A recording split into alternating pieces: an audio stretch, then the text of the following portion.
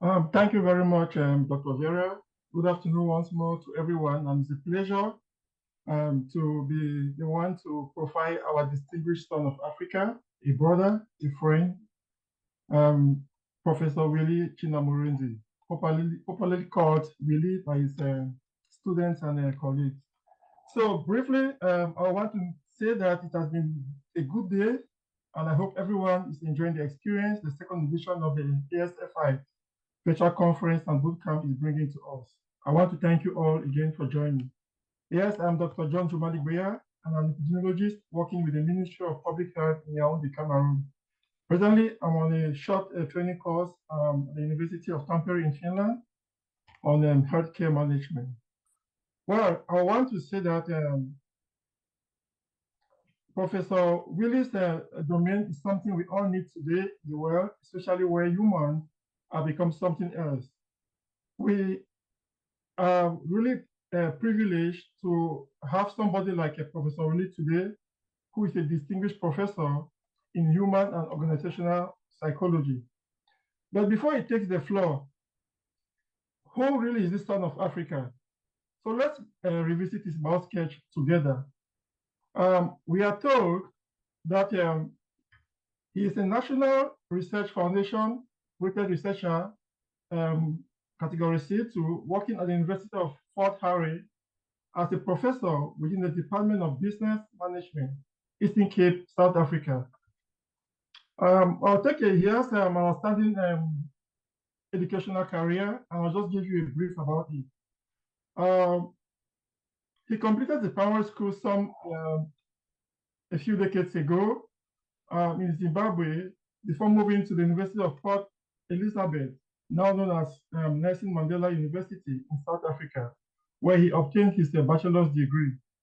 He later moved on to the United Kingdom and Ireland, where he worked as an academic and completed his postgraduate studies. With this background, he has so many accomplishments.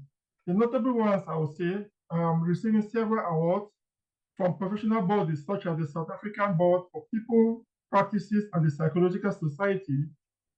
He has served as an executive or still serving as executive member of the South African Young Academy of Science, being a National Research Foundation rated researcher, Y2. He's receiving several funding from several local and regional bodies, such as the National Research Foundation, the Medical Research Council, Council for Scientific Industrial Research, and many more. He is being recommended as a national CHE for excellence in teaching and higher education in South Africa. Also, he's a guest editor for local and international journals, including a South African Journal of Human Resources, South African Journal of Industrial Psychology, and lots more. He's a winner of the Zimbabwe Achievers South African Academic Excellence Award in 2019. Moreover, he is the authorship of chapters in 3 national prescribed management books.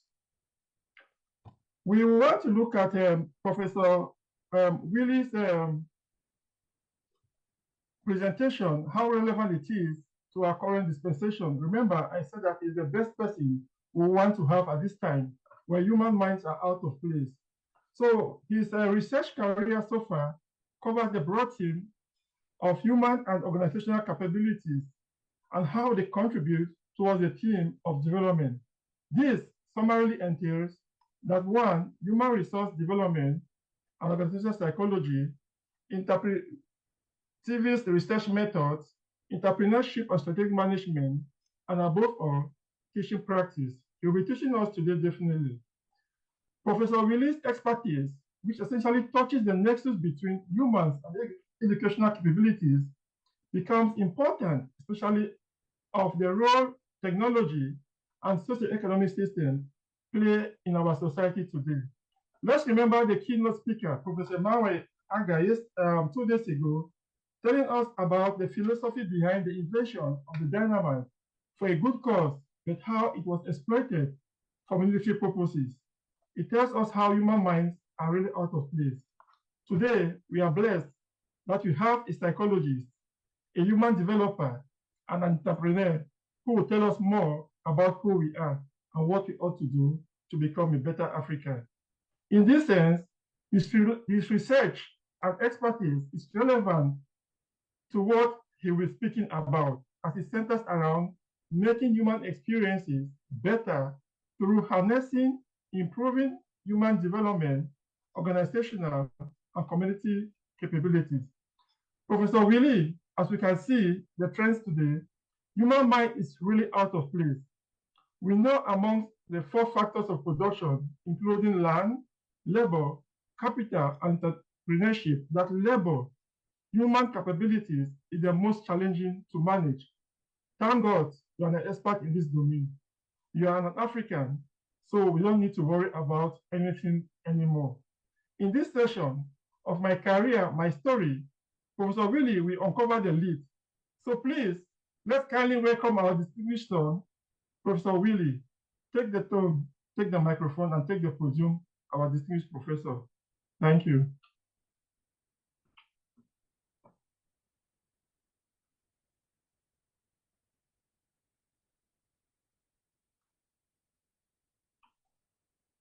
Please, is Professor Willie there?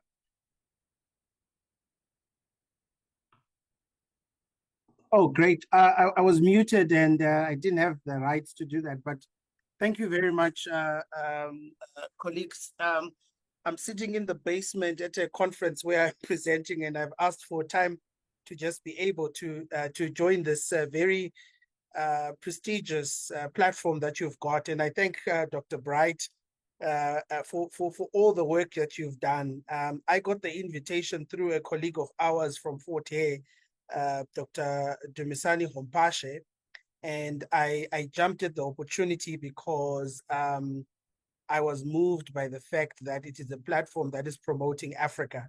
And I'm really passionate about Africa. I love the African continent as a place where one can work in. And I would like to share my story. I would like to share my story because I think it's a story that is mine, but it's a story that reminds me, even in times when I'm a little bit down, of the power that what our anchor was, Dr. John, was talking about, what we can draw strength from through what we have been through and where we are going.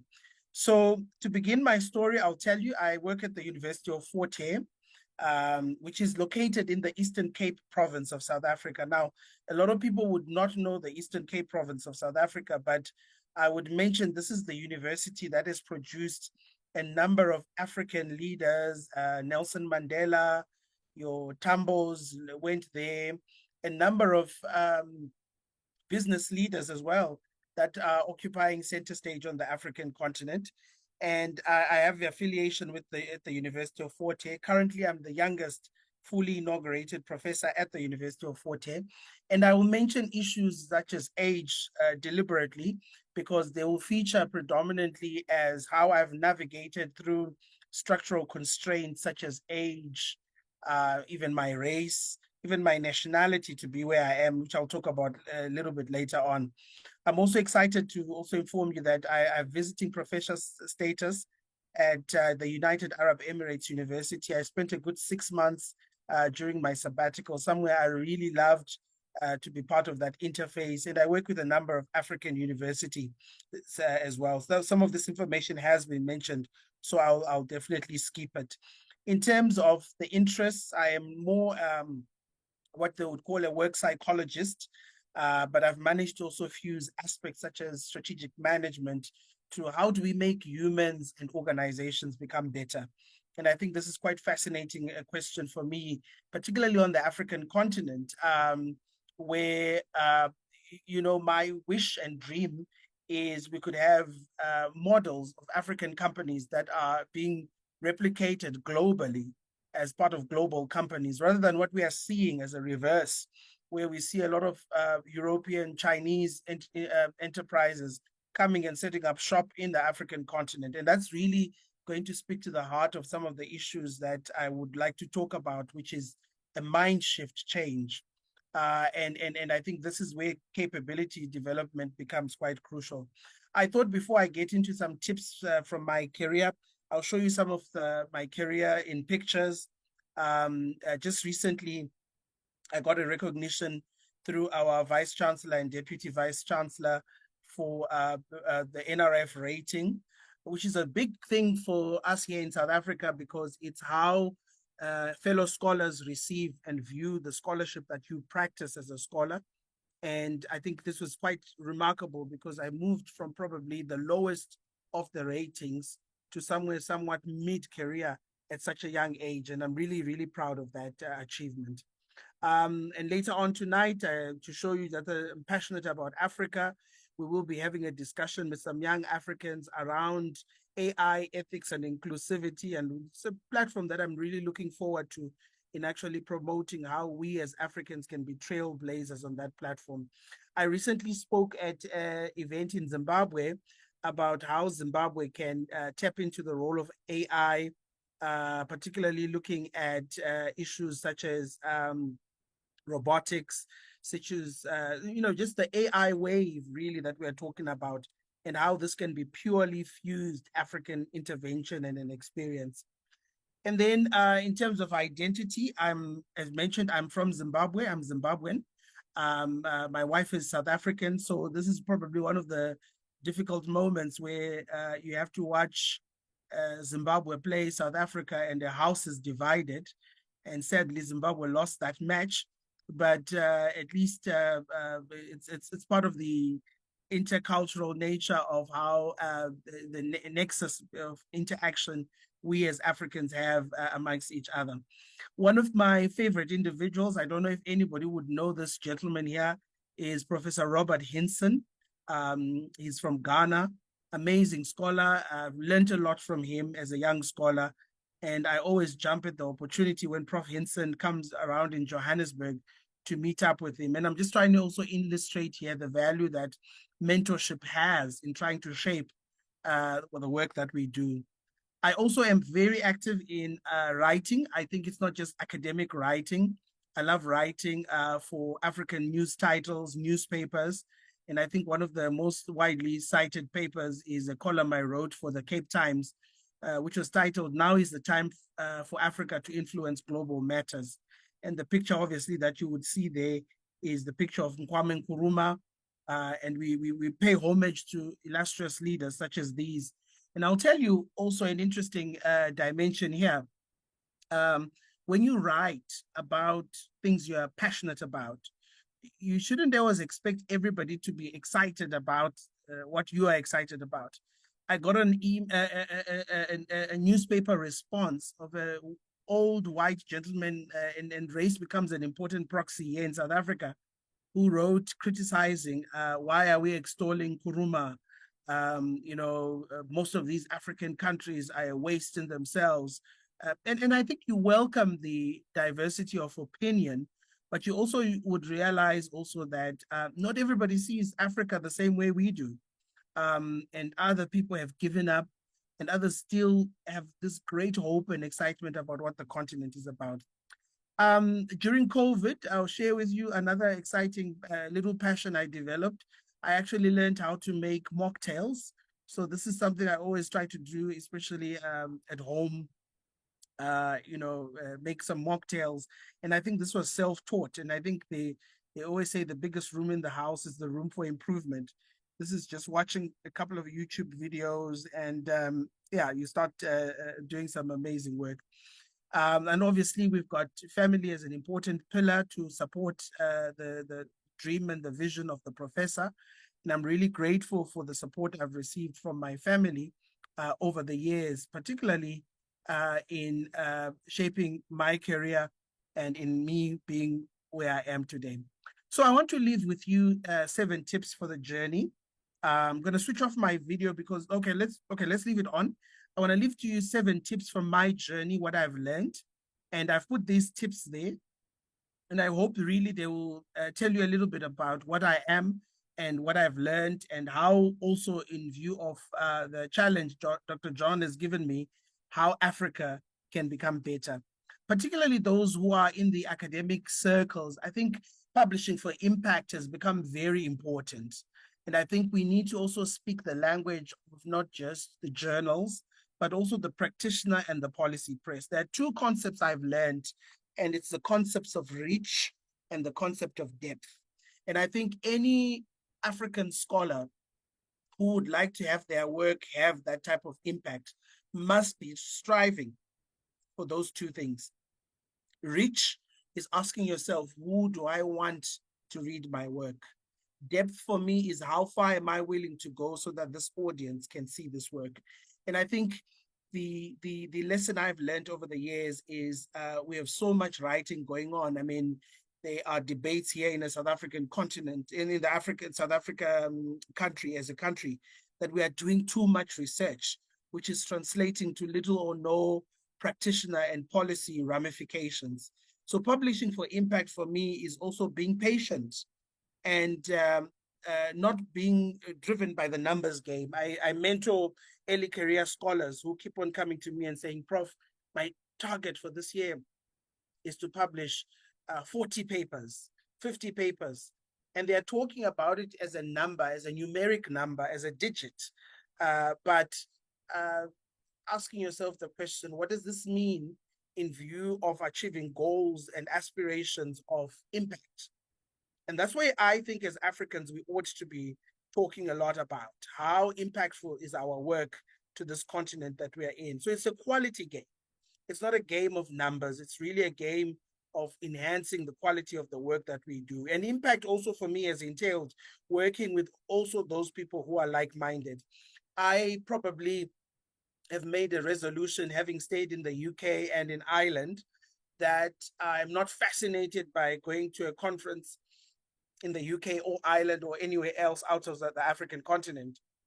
I'm finding my travels on the African continent to be very productive. I'll give you examples of working with colleagues in Uganda, current projects that we are doing, and how beautiful it is when you arrive in Entebbe and to drive from Entebbe to Kampala and witnessing the change that has happened in that stretch of road and seeing progress. I will tell you about arriving in Lagos, in places like Kenya, Ethiopia, and having to just connect with fellow Africans, and which is one thing I'm very passionate about. Finding fellow Africans who love to be driven by this mantra of impact, finding ways in which our work arrives to the African Union. You know, I'm probably that type of person who would probably CC or tag someone in the African Union to say, we've just done some work on decent work, and we really think that the African Union needs to be looking at this work so that our work arrives to the people that matter the most, not just work that ends up in journals and is not translating to actual practitioner and policy press ramifications. The second thing I've learned in my journey is about tuning into the right station. And again, I'll tell you about one of the things I love doing when I travel the African continent. I love listening to talk radio in the different countries. If you're here in South Africa, SAFM 702, if you are in Zimbabwe, Star FM, you name these different radio stations. I love tuning into the right station because it appeals to what I want. And I think the right station is when you surround yourself with the people in the right places that aim and fulfill this ideal of development. And I think the right station can be anything such as this platform that we are on. I've been looking at the work that is being done by Dr. Bright and the colleagues. It's amazing what such a platform has managed to achieve. And you were narrating on the first day of the conference how it started off. And I was amazed by that. And I think all of us need to be finding the right station. And the station could really be a conference that supports and builds your career, workshops that supports and builds your career. I'm part of the African Academy of Management.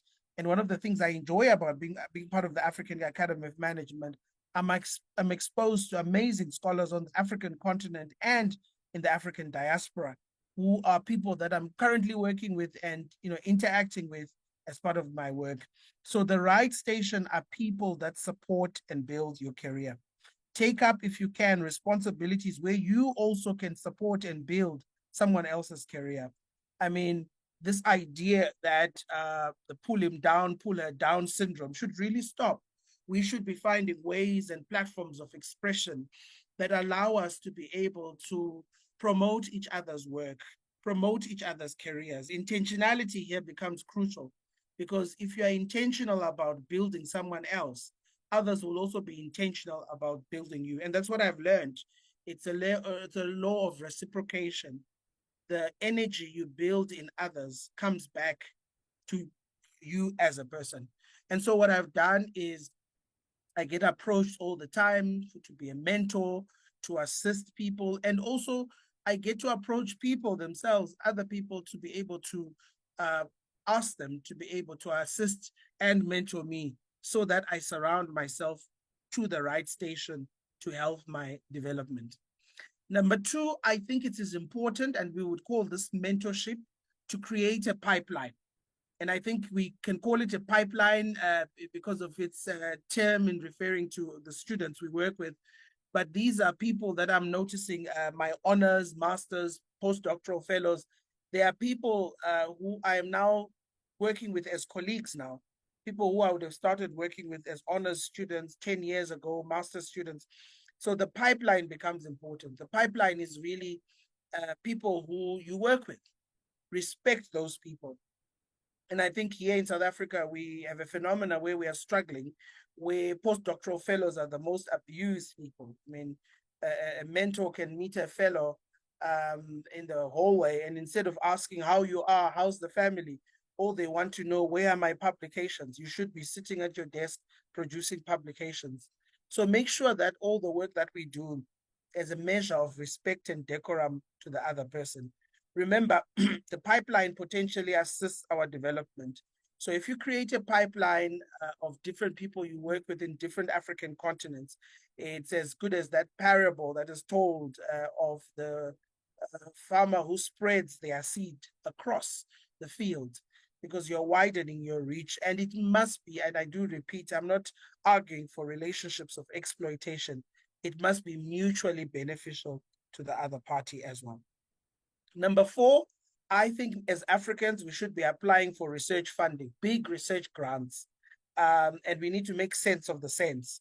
I think we need to consider widening our pots. I've got a grant application I'm finalizing for the Spencer Foundation, which is an international funder, closing next week. And part of that, it's a collaborative project I hope to do in South Africa, Zimbabwe. And yeah, it gives us more platform to be able to do that. Now, in South Africa, we may have a little bit of a privilege, is that we are well funded, but already we are also starting to see austerity measures creeping in. So I like working with African scholars, seeking for funding, mobility grants. We just hosted colleagues from Uganda a few weeks ago, and Rwanda actually a few weeks ago, visiting our institutions. And it helps actually through getting this funding. So let's channel the funding to support our research interests. And as a person who's been actively involved in training grant funding applications, I think the best advice I can give people is start. Just start from somewhere. You probably will get a lot of rejections, but your day will come when it's your turn to actually get the funding that must support your big dream. And this is something I've learned over the years. And sometimes people think it comes naturally to be able to successfully apply for funding, but it comes with a lot of rejections. But all of this needs planning and intentionality. It's also okay to say no to some calls. So I'll give you an example. I'm here in Pretoria, invited by the Medical Research Council and the National Research Foundation to be part of a group of scholars who are applying for the Human Sciences Frontiers program. And after being here for a few days, I really think the call is out of the scope of the work that I'm doing. And I was honest enough to tell these people to say, I don't want to invest any more time. I think this call is not for me. There may have been a mismatch in getting me here, but I'm trying to look for the positive that will help me in building where I am. So you don't have to apply for each call. You have to actually apply and plan a year ahead if you can, at which call you're going to apply for. I think an important part is always to remember your discipline. And I've remembered this particularly because each discipline has some rules to it. each discipline as a community, know who are members of that community. I mean, when I started off, I probably was not considered a member of the community because at least nobody knew who I was. But it's also nice to also see that there's a change and a shift in terms of the roles and the responsibilities, moving from really now being seen as a member of the community whose voice equally deserves to be heard. The discipline has expectations, nuances. Please study these and know what these are. Conventions that are expected in the discipline, respect those conventions, adhere to them. The discipline also has a busy readership. So if you're going to find ways of getting your work noticed in that readership, you have to learn tools of the trade. Your discipline expects really a fair balance between critique, descriptive analysis, and critique. Be able to differentiate the two. Your discipline has talking points. There's nothing so bad like um, trying to contribute to your discipline using a topic that's outdated and no longer relevant. Your discipline expects you to make a contribution. And this is what I am trying to do. I am trying to get more African stories of experience to get into mainstream journals, case-based analysis. We're working on a paper around the role of China in African countries, particularly looking at case examples of where the relationship has been also positive in as much as there's also negativity that comes with that. And it really expects one to be part of a discipline and an awareness of that discipline. I want to also urge us to make the loudest noise about the work that we are doing. And I think this is the work of science communication. We don't make noise about what we do. I see it even sometimes when I post on my Facebook platform, my LinkedIn platform.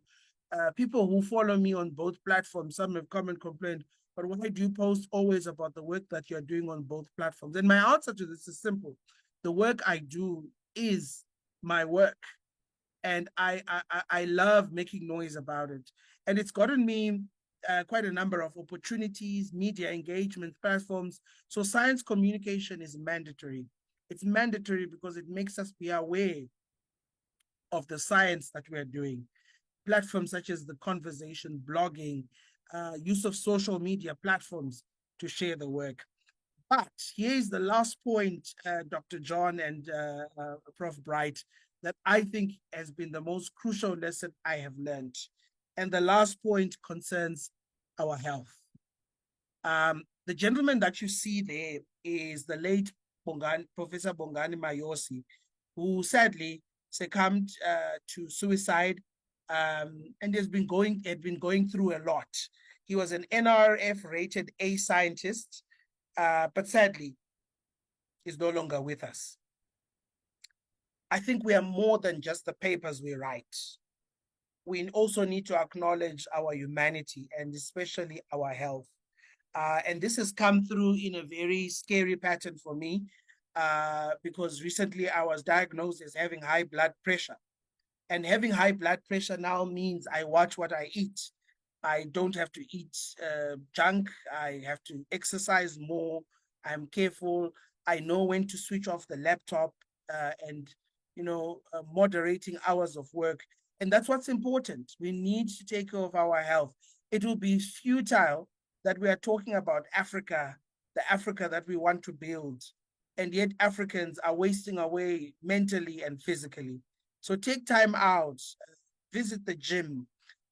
Ideas potentially come from taking time out. In moments of mindfulness. I have a colleague of mine, Dr. Marie Ford, who looks at mindfulness and compassion. And part of her research is actually showing the more we give to the bank of our body through the physical and the mental, we are actually giving back to the work that we do and its impact and how far we can reach. So please, please, please, Africa, take care of your mental well-being, take care of your physical health. And I know it's sometimes easy to sit behind a computer hours on end in the name of, I really want to break into this journal. But I think really our health is really a currency that we have to building this better Africa that we want. So there are the points that I've learned, that I've used in my journey. And I think Dr. John these are also points I would urge is if we are going to build capabilities for the future to have an Africa that works. These are points that I would urge, especially African intelligentsia, people that are gathered on this call can use to be able to advance their career. Thank you very much for this platform and really appreciate this opportunity. Thank you. Wow. Let's give a hand of applause to our distinguished son of Africa, Professor Willie. It's quite inspiring. What a journey. And the conclusion blows off my mind, mindfulness. And it tells a lot where the way is today because humans have lost their mind. Humans have not taken time out to recharge. Africa, we have learned from our own very own, our brother and our son. A few points I will draw from your interesting and inspiring presentation. One, tune into the right station. The energy you build in others comes back to you. In my community, they say the good you do to others, you're going to reap in due time. The second point is not everyone sees Africa as we do. So let's remember the biggest room in the house is a room of improvement. Thank you so much, Professor Willie. I'll hand over the microphone back to our chair, Dr. Vera, if she can pick it up from there. Thank you so much.